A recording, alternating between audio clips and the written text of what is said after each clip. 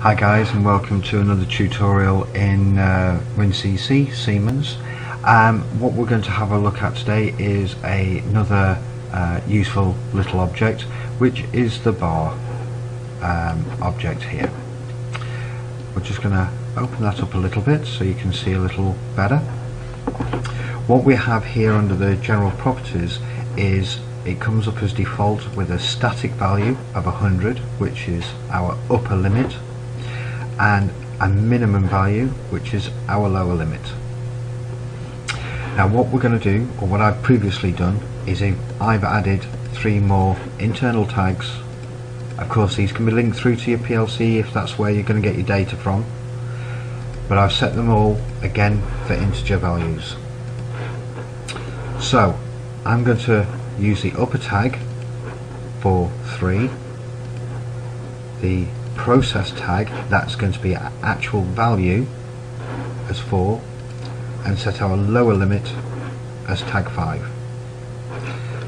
Okay, there are various other properties for changing the colours and the scales and various other things, and animations as well, but we're just going to work in the general tag at the moment. So we've set those up. We're now going to just run our simulator. Now remember that all our values are actually set at 0 at the moment, so the graphic is trying to make the best of what it sees from that value. So what we're going to do is pull our simulator up.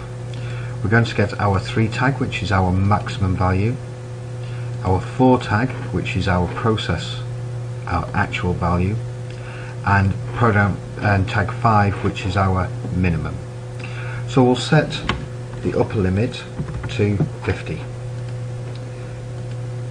We'll set the lower limit to 0, and now our actual value we can set to, let's say, 35.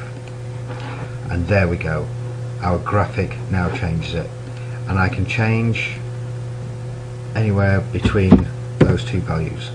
Now if I go higher, if I go to 55, which is actually off our scale, you notice that an arrow appears and it says that we are above 50, and it can't show that.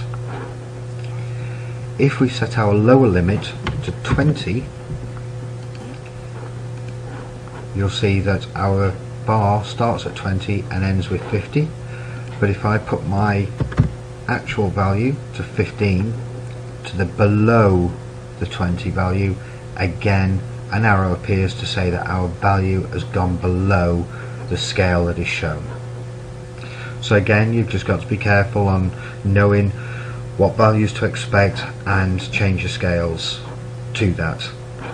Now you can change your scales actually online while the process is actually running, which can be useful sometimes. But if you know you're going to have a set value, then you can actually remove these tags and you can create just a static. So we can put 47 if you want, and 10, and you see that our graphic changes accordingly.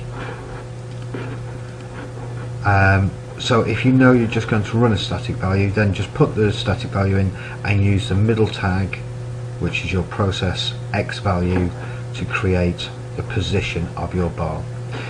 If your graph is going to change scales during your process, then of course you can add in 2 more tags and create your upper and lower limits that will override the static values. Okay, this has been another little short video just on one graphic, but we'll make a lot of these so that you can pick out the ones that you actually want to see. Hope that's been helpful and useful, and I will see you on the next video. Take care for now. Bye bye.